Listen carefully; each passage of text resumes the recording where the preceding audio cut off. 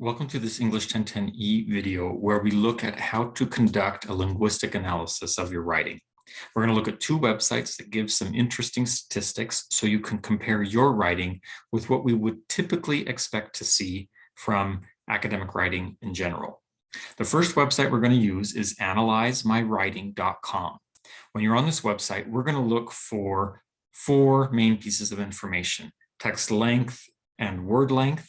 We'll look at lexical density, and we'll look at readability measures. So first, with text, for word and sentence length, we want the basic text statistics tab. Post a copy of your text in the text box, and then click on Analyze Text. When you do that, it's going to provide a variety of statistics. Most of these we're not interested in. We're just interested in the last two that appear above these two bar graphs. The first one is our average word length. Mine is listed as 5.35. Okay.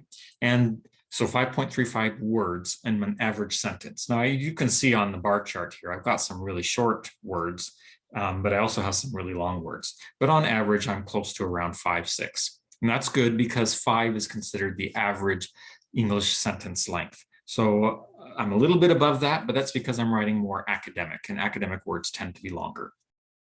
Then let's look at the average sentence length.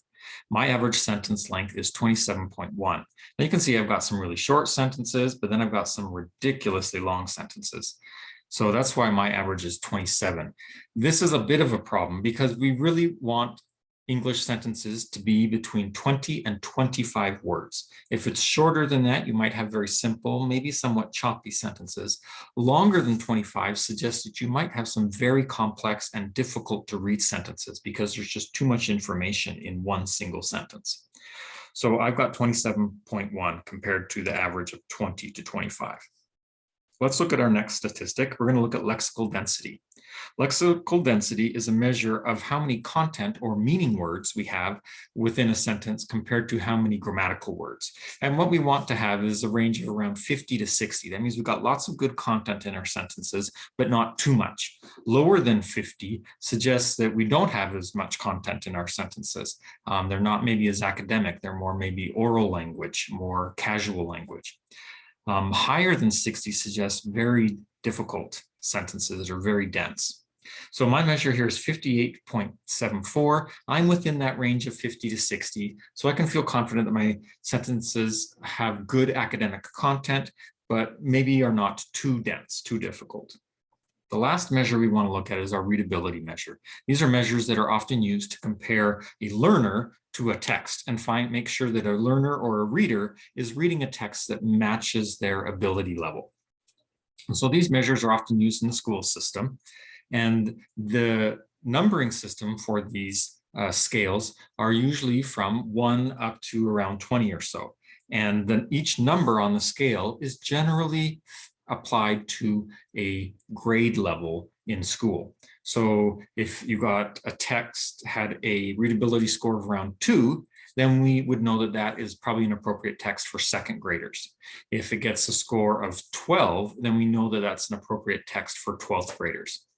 My average here is 16.3, which suggests my text is appropriate for a 16th grader. Okay, now that's equal to a university graduate because university is grades 13, 14, 15, and 16.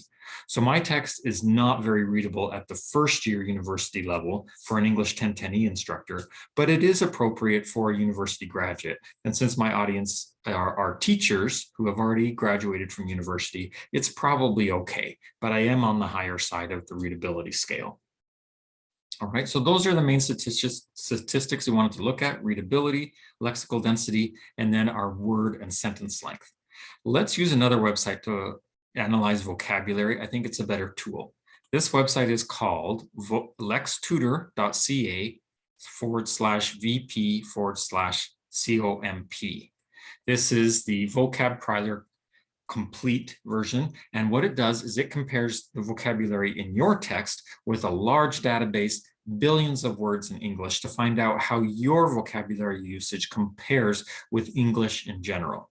So what you're going to do is there's so many features on this ugly web page that we're not going to use, but we are going to delete all the text in this box, place our own text, okay, just make sure that radio button is on the first selection, and then hit the submit button. And when I tested this today, it was working a little bit unusual than what it currently does. Hopefully when you use it, it's working properly. I think something's happened maybe to some of the coding that just needs to be fixed. Part of the problem that it's having is it's not always identifying all capital words as real words. It's treating them as special off-list words. And so it's skewing the numbers a little bit. But what we want to see here is how many words in our paper apply to the different categories of 1,000 most common words in English, and then the next 1,000 most common words in English, and so on. So the first 1,000 words in English is called K1, okay? And my text has over 60% of my words come from that group. And then when we include the next 2,000 words in English, I'm already at 77, so that's another 11%. And so on as I go up to more and more uncommon words in English. Now, again, as I mentioned, this is not quite calculating properly. What I should see here at the K3 level is that I should be reaching 95%. And that's what I got when I measured it last week. But the part of the problem is it's measuring lots of my words as being off list because they're capitalized, and it's having problems processing that today. Okay, then I think I got up to the 98% level of comprehensibility around the K8 level. So that suggests that if someone knows the first 8,000 words in English, they will understand 98% of the words in my text, which means my text is very readable. Even at the 95%, they can only need to know the first 3,000 words in English, which means that people, if they're willing to work through it and focus, they could understand my text, even if they only know 3,000 words in English.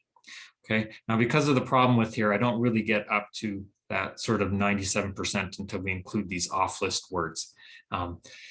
This, as we scroll further down, we can see what type of words are in each category. Okay, so in this second 1,000 words in English, we're seeing words like advantage. Okay, we're seeing I use the word language, okay, 101 times in my article. Okay, then we're getting into the 3,000 word level. And as we keep going on, we get less common words. So the words synchronous and asynchronous historically have not been very common words in English. Okay, they're in the 11th most common thousands words of English. Okay, but then as you can see here, all my capitalized words it's having problems with, and it's actually thinking they're off-list words, that they're really rare and unusual words. And usually that should only happen for really specialized words. And so, but the one thing you can do here is look through and say, well, what words are being used a lot in this in your passage that are not very common in English? And so I see some words here like session, okay, language I saw, okay, that were very, very high numbered words, but are not especially common in English. And that doesn't surprise me because my passage or my article is about language teaching and about running a session to help learners understand language when playing a game. So those are some tools you can use to analyze your writing and see how your writing compares to other uses of academic English. If you have any questions about using these tools, reach out to your instructor and ask them, and they'd be happy to help you.